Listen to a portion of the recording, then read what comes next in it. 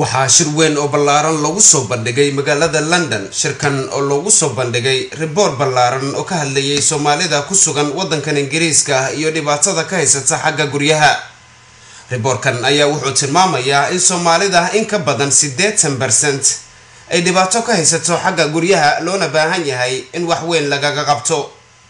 sidoo kale reportkan wuxuu sheegayaa in Soomaalida aysan haysan cod u hadlo ama aysan xuquuqdooda ogeyn. wuxuuna reportkan tilmaamayaa in ka yar 20% in ay ku qanacsan yihiin guryaha ay degan yihiin. reportkan ayaa waxaa maalgeliyay shirkadda Karen Housing Association waxaana goobtaasi ku sugnaa hay'adaha kala duwan ee guryeenta iyo dejista.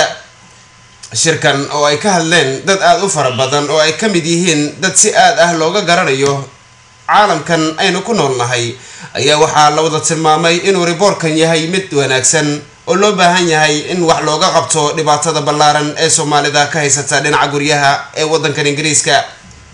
goobtaasi ayaa waxaa ku sugnaa gudoomiyaha NHF National Housing Federation kaasoo tilmaamay in Soomaalida ay kala xaajoodaan arrintan si doorasho ah aysa sanadkani tahay sanadkii doorashooyinka wadankan Ingiriiska. waxaanu Soomaalida kula talinayaa buu yiri inay doortaan qof wax u qabta ama codkooda maqla oo dhageysta waxna ka qabta. goobtaasi ayaa waxaa sidoo kale wareysi aanu kula yeelanay dadkii ka dambeeyay soo bandhiga reportkan iyo maamulayaasha kala duwan ee ka soo qayb galay shirkaasi lagu soo bandhigay reportkan. I think it's been very important that Karen has commissioned this report, because what it has identified is a major and hidden problem that no one is really dealing with. And I think this report gives Karen, but it gives all of us an opportunity to explore what that problem is and see if we can find some means of at least beginning to tackle it. And I think this is a challenge for housing organisations, but it's a challenge for politicians and for local authorities. And this report really makes us focus and pay some attention.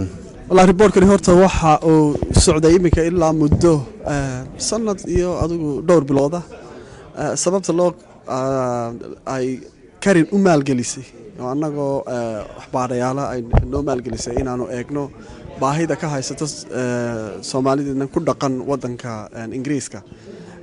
marka systemkii ayaa noqon waayay system ay Soomaalidu u wanaagsan ama system ay Soomaalidu ay ka faa'iideysato markii aanu barbar dhignay dadka kale ajaanibka ee wadankan ku nool.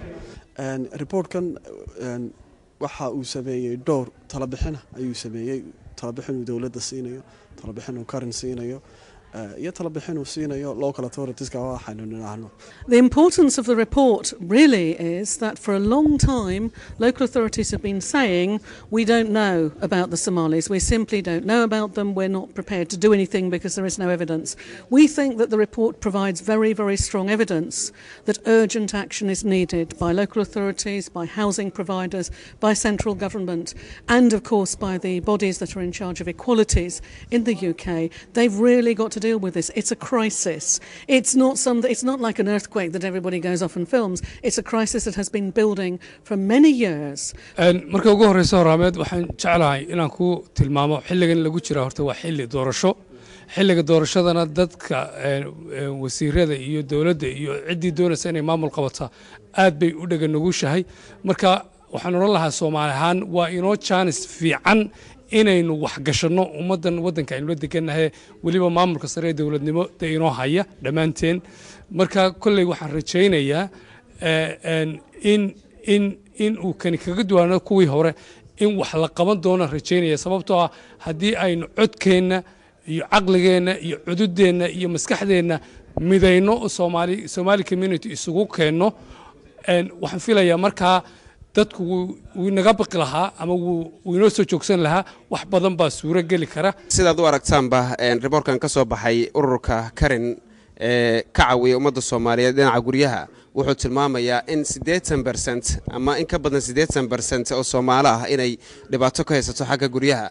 haddaba waxayna meeshan maanta idinku soo bandhigayaan Karen report ay soo qoreen in ka badan muddo 2 sano ah. Nabil Xasan Nuur, Television Universal, caasimadda wadanka Ingiriiska ee magaalada London.